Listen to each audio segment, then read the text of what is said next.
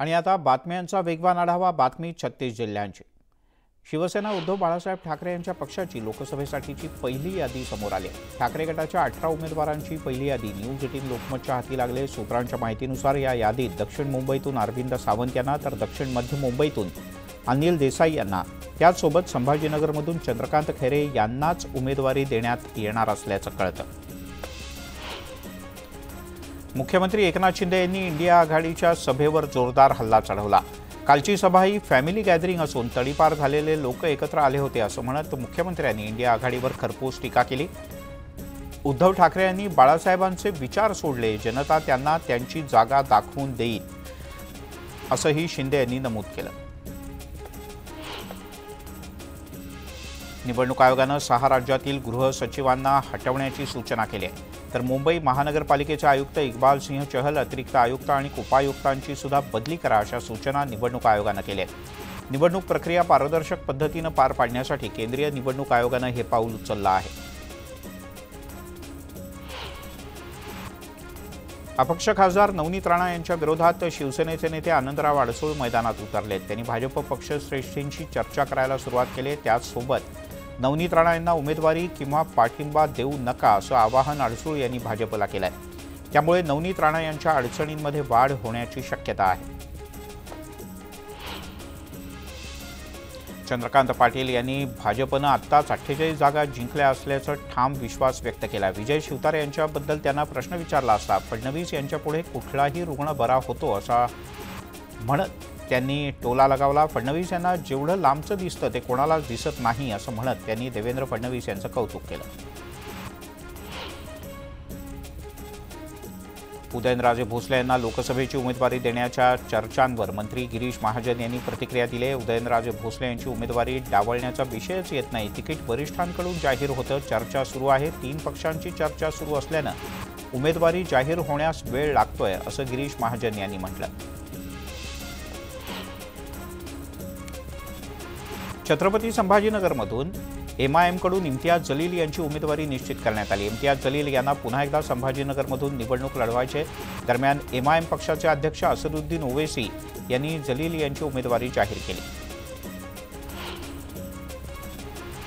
जळगाव लोकसभा मतदारसंघातील भाजपच्या उमेदवार स्मिता वाघ यांनी प्रचाराचं रणशिंग फुंकलं. प्रचाराच्या दरम्यान त्यांनी मंत्री अनिल पाटील यांची भेट घेतली. यावेळेला पाटील यांच्या पत्नी जयश्री पाटील यांनी स्मिता वाघ यांचा शाल आणि श्रीफळ देऊन सत्कार केला.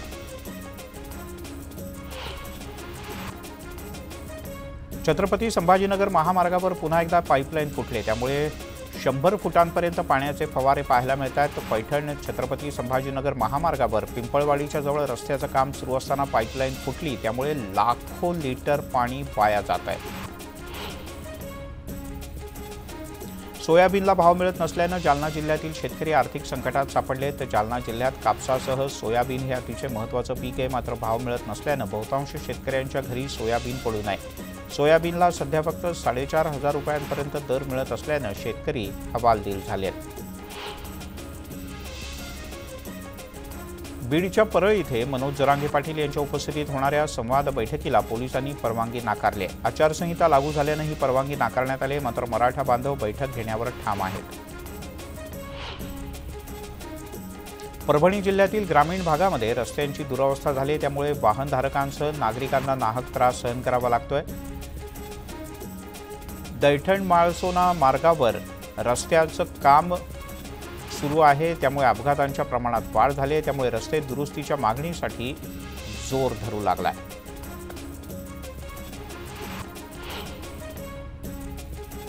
आणि एक ब्रेकिंग न्यूज हाती येते. मुंबईतून मंत्रालयामध्ये आत्महत्येचा प्रयत्न झालाय, पण जाळीवर पडल्यामुळे संबंधित व्यक्तीचा जीव वाचलाय. या क्षणाची एक मोठी बातमी मंत्रालयातून. सध्या मंत्रालयात आचारसंहिता लागू झाल्यानंतर लोकांची वर्दळ अतिशय कमी आहे. पण बोरिवलीला राहणारे एक वडापाव विक्रेते आहेत, त्यांनी टोकाचं पाऊल उचललं. मरीन ड्राईव्ह पोलिसांनी त्यांना आता ताब्यात घेतलंय. या वडापाव विक्रेत्यानं मंत्रालयामध्ये जाऊन खालती उडी मारण्याचा प्रयत्न केला.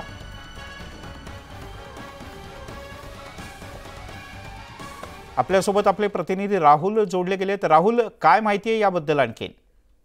मिलिंद अरविंद बगेरा या व्यक्तीनं मंत्रालयात येऊन आत्महत्येचा प्रयत्न केल्याचा प्रकार जो आहे तो काही वेळापूर्वीच मंत्रालयातल्या ठिकाणी पाहायला मिळाला। एकंदरीत बघितलं तर या व्यक्तीचं नेमकं कारण वडापावची गाडी असल्याची प्राथमिक माहिती जी आहे ती पोलिसांकडून कळते। दुसऱ्या बाजूला या व्यक्तीनं असं का केलं, नेमकं त्याचं कुठलं काम झालं नव्हतं याबद्दलची माहिती जी आहे ती अधिक चौकशी पोलिसांकडून केली जाते। आणि एकंदरीत मागच्या काही दिवसांपासून आपण मंत्रालयातली परिस्थिती बघितली तर अगदी सर्व बाजूनं जाळ्या लावणं असेल किंवा आजूबाजूच्या मंत्रालय परिसरातल्या 7ही मजल्यांवर आता ज्या ठिकाणाहून जाळ्या लोकांनी उड्या मारण्याचे प्रयत्न करू शकतात त्या ठिकाणी नेट लावण्याचे प्रकार देखील पूर्णपणे झालेले आहेत। आणि त्यानंतर देखील अशा पद्धतीने ही घटना घडणं हे पुन्हा एकदा मंत्रालयातील सुरक्षेचा मुद्दा ऐरवणार नाही शक्य आहे। त्यामुळे आता नेमकं या आत्महत्याचा प्रयत्न करणाऱ्या व्यक्तीचं कारण नेमकं काय होतं याचा शोध मरीन ड्राईव्ह पोलीस घेत आहेत। राहुल तुर्तास धन्यवाद या माहितीबद्दल। आणि आता अन्य बातम्यांचा वेगवान आढावा। चिर्ले पत्रादेवी कोकण द्रुतगती मार्ग आणि रेवस रेडी सागरी महामार्गाच्या दरम्यान पालघर, रायगड, रत्नागिरी आणि सिंधुदुर्गमधील 449 चौरस किलोमीटर क्षेत्रात 13 नवनगरे विकसित करण्यात येणार आहेत। यामध्ये रत्नागिरी आणि सिंधुदुर्ग जिल्ह्यातील प्रत्येक 3 ठिकाणी ग्रोथ सेंटर म्हणून जाहीर करण्यात आले। बीडच्या पाटोद्यातील चिखली गावात जुन्या वादातून गोळीबार झाल्याची धक्कादायक घटना समोर आली। या गोळीबारात 2 जण गंभीररित्या जखमी झाले। त्यांच्यावर बीडमधल्या शासकीय रुग्णालयात उपचार सुरू आहेत। पोलिसांच्याकडून या घटनेचा तपास सुरू असून गोळीबाराचं कारण अद्याप अस्पष्ट आहे।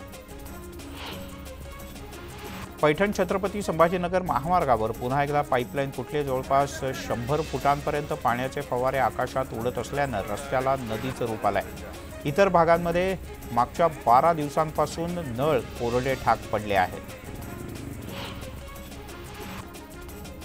वाशिमच्या रिसोड शहरातील मुख्य रस्ता दुरुस्तीच्या नावाखाली मागच्या महिन्याभरापासून खोदून ठेवण्यात आलाय। नागरिकांना वाहतुकीसाठी मोठा त्रास सहन करावा लागतो। या रस्त्याचं काम लवकरात लवकर पूर्ण करावं, अन्यथा तीव्र आंदोलन करू असा इशारा स्थानिक नागरिकांनी दिलाय। बुलेटिनमध्ये घेऊयात एक छोटासा ब्रेक, लगेचच परत येतो।